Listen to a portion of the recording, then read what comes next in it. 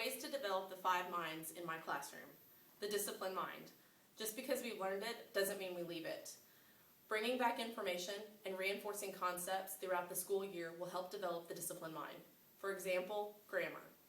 Even with high school juniors, I have to continue to reinforce the rules of grammar so that they can communicate one concept before moving on to another.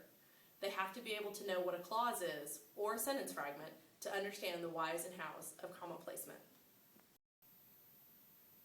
Synthesizing. Something I use to help with synthesizing is also practice for our state standardized tests.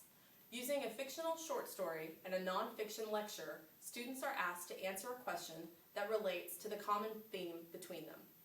Once they have identified the theme, they now need to create or find a visual representation of that theme. This way, the students can synthesize 3 different approaches to a universal theme. Developing the creating mind.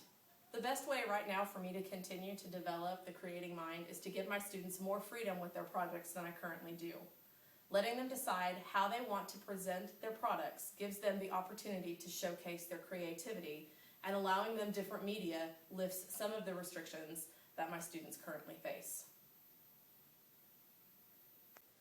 The respectful and ethical mind. As I begin to lead my students out of my classroom and into the global community, I will have to create a sense of awareness.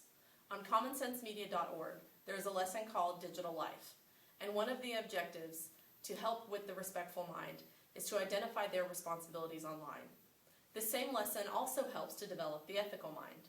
Students must be able to think about online ethics in terms of privacy, self-expression, cyberbullying, and respecting creative work.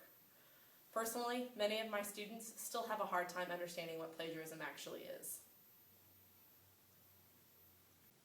This class was influential in encouraging me to discuss these ideas with my current students.